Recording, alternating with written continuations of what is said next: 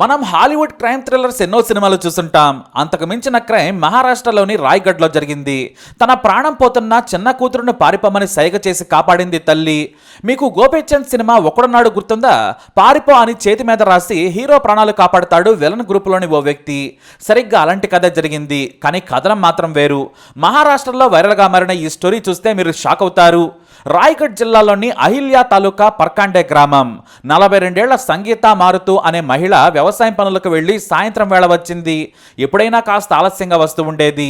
అయితే పని ముగియడంతో కాస్త ముందుగానే ఇంటికి వచ్చేసింది. కానీ ఇంటి ముందు మగవాళ్ల చెప్పులున్నాయి. సంగీతకి ఏదో అనుమానం కలిగింది. వెంటనే కిటికీ తలుపుని చేతితో నెట్టి లోనికి చూసింది. అంతే, ఇంట్లోని సీన్ చూసి షాక్ అయిపోయింది. తన పెద్ద కూతురు 20 ఏళ్ల భారతి అదే గ్రామానికి చెందిన సంతోష్ నంద గోవాంకర్తో శృంగారంలో ఉంది. నగ్నంగా ప్రియుడితో బెడ్పై ఎంజాయ్ చేస్తోంది. ఆమెకి ఇంకా పెళ్లి కాలేదు, అతనికి అయింది. పెళ్లికి ముందే ఎంత బరితెగించిన కూతురును చూసి తల్లి రగిలిపోయింది. పైగా పెళ్ళై 2 పిల్లలున్న వ్యక్తితో సంబంధం పెట్టుకుని పట్టపగలే రెచ్చిపోతున్న కూతురును చూసి గట్టిగా కేకలేసింది. నీచురాలా, సిగ్గులేదా అంటూ కిటికీని ఓపెన్ చేసింది. అంతే, భారతి భయంతో లేచి బట్టలేసుకుంది. తలుపు తీయమంటే బట్టలేసుకునే వరకు తీయలేదు. ఇక ఇద్దరూ లోపలే ఉన్నారు. ఆ తర్వాత తలుపులు తెరిచారు. సరాసరి ఇంట్లోకి వేగంగా వెళ్లిన తల్లి సంగీత కూతురుని తిట్టడం మొదలుపెట్టింది. అంతేకాదు, ఆమె ప్రియుడు సంతోష్ మీద అత్యాచారం కేసు పెడతానని బెదిరించింది. అయితే ఇక్కడే కూతురు భారతి కళ్ళు కామంతో మూసుకుపోయాయి. గొడవ చేయొద్దని తల్లిని బ్రతిమలాడింది. పరువు తీయొద్దు, నాకు పెళ్లి కాకుండా చేయొద్దని తల్లికి చెప్పింది. తల్లి కూతురుని కొట్టడం మొదలుపెట్టింది. మరైతే ఇద్దరూ ఏమనుకున్నారా ఏమో, ఆ వెంటనే కూతురి ప్రియుడు దుప్పటిని సంగీత మెడకు చుట్టేశాడు. ఇక చెరోవైపు లాగడం మొదలుపెట్టారు. ఓవైపు తండ్రి లేకున్నా ప్రాణంగా పెంచుకున్న కూతురు, మరోవైపు ఆమె ప్రియుడు కలిసి ఉరేసి చంపేందుకు లాగుతూ ఉన్నారు. ఆమె చేతులతో విడిపించుకునేందుకు ప్రయత్నం చేస్తోంది. సరిగ్గా అప్పుడే వచ్చిన చిన్న కూతురు సురేఖ ఏదో గొడవ అవుతుందని కిటికీలో నుంచి చూసింది. అంతే, తన తల్లిని అక్క మరో వ్యక్తి కలిసి చంపుతూ ఉండగా చూసింది. అయితే కిటికీలో నుంచి చూస్తున్న చిన్న కూతురును పారిపోమని కళ్ళతో సైగ చేసింది తల్లి సంగీత. పారిపోమని తల ఊపింది. అయితే ఈ చంపే ఇద్దరు కూడా చంపే పనిలో ఉన్నారు, కానీ ఈ సురేఖను మాత్రం గమనించలేదు. అయితే సురేఖ చాలా భయపడింది. ఆ భయంలో కూడా తల్లి సైగలను అర్థం చేసుకుంది. తనను కూడా అక్క చంపేస్తుందన్న భయంతో పరుగులు పెట్టింది. గ్రామ శివారు వరకు పరిగెత్తి ఓ ఆటోలో వెళ్ళిపోయింది. సరాసరి దూర బంధువుల ఇంటికి వెళ్ళింది. భయంగా గడిపింది. ఏం జరిగిందో ఆమె బంధువులకు చెప్పలేదు. తన తల్లికి ఫోన్ చేయొద్దని కాళావేళ బ్రతిమలాడింది సురేఖ. తన అక్కకు కూడా కాల్ చేయొద్దని చెప్పింది. ఇటేమో తల్లి తనను దారుణమైన పరిస్థితుల్లో చూసింది. బ్రతికి ఉంటే తాను ప్రియుడితో ఎంజాయ్ చేయలేననే కసితో చంపేసింది నీచురాలు భారతి. ఇక తల్లిని చంపేశాక కిటికీ ఓచకు వేలాడదీశారు కూతురు భారతి, ఆమె ప్రియుడు సంతోష్. ఆ తర్వాత ప్రియుడిని ఇంటికి వెళ్ళమని చెప్పింది. ప్రియుడు వెళ్ళిపోగానే మా అమ్మ ఊరేసుకుని చనిపోయిందని లబో దిబ్బమని ఏడవడం మొదలుపెట్టింది భారతి. మా పెళ్లిళ్ళు చేయలేక బాధపడుతూ ఉండేది, ఆ బాధతో చనిపోయిందని భారతి ఏడుస్తూ చెప్పింది. బంధువులంతా వచ్చారు. అయితే చిన్న కూతురు సురేఖ ఎక్కడని ఆరా తీశారు. చెల్లెలు ఎక్కడని భారతిని అడిగితే నాకు తెలియదని చెప్పింది. బంధువులంతా వెతికారు, ఫోన్లు కూడా చేశారు, కానీ ఎక్కడ ఆచూకీ తెలియలేదు. అయితే సురేఖ వచ్చాకే అంత్యక్రియలు చేయాలని బంధువులు కొంతమంది వాదించారు. అయితే మరుసటి రోజు వరకు కూడా సురేఖ రాలేదు. దీంతో మృతదేహం వాసన వచ్చే ప్రమాదం ఉందని ఆ మరుసటి రోజు సాయంత్రం అంత్యక్రియలు పూర్తి చేశారు. భారతి ఏడుస్తూ డ్రామాలాడి అందరినీ బురిడి కొట్టించేసింది. ఇక 3వ రోజున సురేఖ మిస్ అయిందని పోలీసులకు ఫిర్యాదు చేయాలని బంధువులు భావించారు. పోలీసులు అనగానే భారతికి వణుకు పుట్టింది. అటు ఇటు తిరిగి పోలీసులు నా వరకు వస్తారేమోనని కంగారు పడింది. వద్దని చెప్పింది. మా చెల్లెలు ఎక్కడున్నా వస్తుంది, అప్పుడప్పుడు చెప్పకుండా కాలేజ్ ఫ్రెండ్స్ దగ్గరకు వెళ్ళడం ఆమెకు అలవాటు అని చెప్పింది భారతి. సరేలే, ఇంకో రోజు చూసి ఫిర్యాదు చేద్దామనుకున్నారు. మరోవైపు సురేఖ దూర బంధువుల ఇంట్లో భయంతో వణకటం మొదలుపెట్టింది. ఆ మరునాడైతే జ్వరం కూడా వచ్చింది. గట్టిగా ఆమె బంధువులు ప్రశ్నించడంతో అసలు విషయం చెప్పింది. మా అమ్మను మా అక్క వేరే వ్యక్తితో కలిసి చంపుతుండగా చూశాను. కిటికీల నుంచి చూస్తున్న నన్ను అమ్మ చూసింది.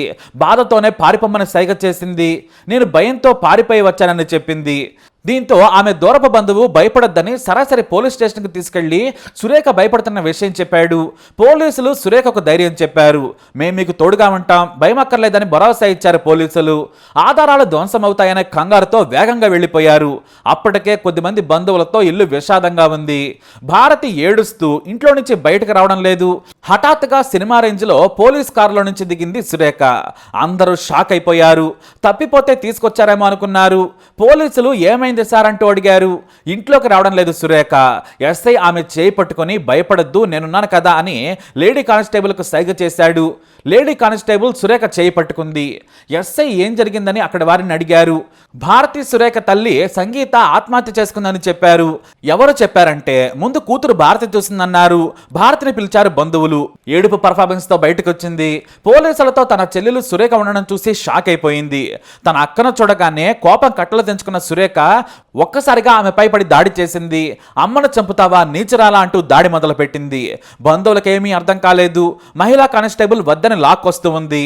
అయినా సురేఖ వినలేదు. గట్టిగా కొట్టడం మొదలుపెట్టింది. తాను తల్లిని చంపిన విషయం సురేఖకు ఎలా తెలిసిందని భారతి షాక్ అయింది. సురేఖను దూరంగా తీసుకెళ్లి కూర్చోబెట్టారు బంధువులు. అక్కడున్న వారికి ఏమీ అర్థం కాలేదు. భారతితో పాటు సంతోష్ అనే వ్యక్తి కలిసి చంపారని పోలీసులు చెప్పారు.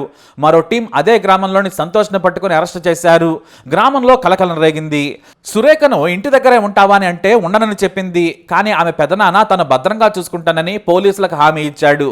చివరకు సురేఖ ఉంటానని చెప్పింది. భారతిని సంతోష్ని అరెస్ట్ చేశారు పోలీసులు. తమదైన శైలిలో విచారణ చేయడంతో తామే చంపామని ఒప్పుకున్నారు. తమ అక్రమ బంధానికి అడ్డుగా ఉంటుందని చంపేశామన్నారు. అయితే సంతోష్ తన ప్రియురాలు భారతిని లేపుకెళ్లాలనుకున్నాడు. ఆమె కోసం భార్యా పిల్లలను వదిలేయాలనుకున్నాడని విచారణలో తేలింది. ఇక పెళ్లైనా తనకు సంతోష్తోనే జీవితం అనుకుంది. తల్లి తనను దారుణమైన పొజిషన్లో చూడటంతో సంతోష్ను కలవనివ్వదని వేరే వ్యక్తితో పెళ్లి చేస్తుందనే భయంతో చంపానని ఒప్పుకుంది. అయితే తెలివిగా పోస్ట్ మార్టం కాకుండా డ్రామాలాడి ఆపించింది భారతి. పోలీసులకు తెలిస్తే పోస్ట్ మార్టం చేస్తారని తొందరగా అంత్యక్రియలు చేపట్టాలని బంధువులను కోరింది. నా తల్లిని పోస్ట్ మార్టం పేరుతో కోయడం నాకు ఇష్టం లేదని కన్నీళ్లు పెట్టుకుంది. ఇల్లు మొత్తం మరునాడు క్లీన్ చేయించింది. ఆధారాలు దొరకకుండా జాగ్రత్త పడింది. కానీ పోలీసులు మళ్లీ సురేఖ మృతదేహాన్ని బయటకు తీయించి పోస్ట్ మార్టం పంపించారు. హత్యనని తేలింది. అంతేకాదు ఆమె ఒంటిపై గాయాలు కూడా ఉన్నాయి. దీంతో పోలీసులు నీచమైన కూతురును ఆమె ప్రియుడిని జైలుకి పంపించారు. అయితే సురేఖ చేసిన తప్పేంటంటే స్పాట్లో ఎవరినైనా పెద్దవాళ్ళను కానీ చుట్టుపక్కల వాళ్ళను కానీ పిలిస్తే సరిపోయేది. అప్పటికే భయంతో వణికిపోయింది సురేఖ. ఆ కంగారులో తనకేమీ అర్థం కాలేదేమో. తల్లి చనిపోతుందని తెలిసిన తన ప్రాణాల కోసం పరిగెత్తింది. కానీ కాపాడదామన్న ఆలోచన తనకు రాలేదేమో. ఇక యావత్ గ్రామాన్ని పుష్పాలన చేసింది భారతి. ఆమెనే హత్య చేసిందని పోలీసులు వచ్చి చెప్పే వరకు కూడా తెలియదు. అయితే తల్లి హత్యలో కీలక సాక్షిగా ఉన్న సురేఖ జీవితం ఇప్పుడు ప్రమాదంలో పడింది. ఇప్పటికే ఆమె స్టేట్మెంట్ని రికార్డ్ చేశారు పోలీసులు. ఆమెకి ఎలాంటి హాని తలపెట్టినా కూడా భారతి లేదా సంతోష్ బంధువులదే బాధ్యతని హెచ్చరించారు. పెదనాన్న ఇంట్లోనే భద్రంగా ఉంటానని చెప్పింది. దీంతో ఈ కేసు ఇప్పుడు సంచలనంగా మారింది. కేవలం శృంగారం కోసం జీవితాంతం కష్టపడి చదివించి పెద్ద చేసిన తల్లినే చంపేసింది నీచురాలు. చనిపోతూ చిన్న కూతురును కాపాడింది తల్లి సంగీత. ఆమె గాని సైలెంట్ గా సైగ చేయకుంటే బహుశా సురేఖను కూడా లోపలికి లాక్కొచ్చి చంపేసేవారేమో. తల్లి చనిపోతూ చేసిన సైగే సురేఖను కాపాడింది. కానీ అదే సైగ సంగీతను కూడా కాపాడుంటే బాగుండేది. అయితే తాము చంపుతుండగా సురేఖ చూసిన విషయం గమనించలేదని పోలీసులకు చెప్పారు భారతి, ఆమె ప్రియుడు సంతోష్. ఇప్పుడిద్దరూ కూడా ఓచలు లెక్క పెడుతున్నారు. వీరికి ఏ శిక్ష పడాలి? మీ అభిప్రాయాన్ని కమెంట్ ద్వారా తెలియజేయండి. ఈ వీడియో అప్డేట్స్ కోసం మా ఛానల్ ఫాలో అవ్వండి. అలాగే తప్పకుండా సబ్స్క్రైబ్ చేసుకోండి.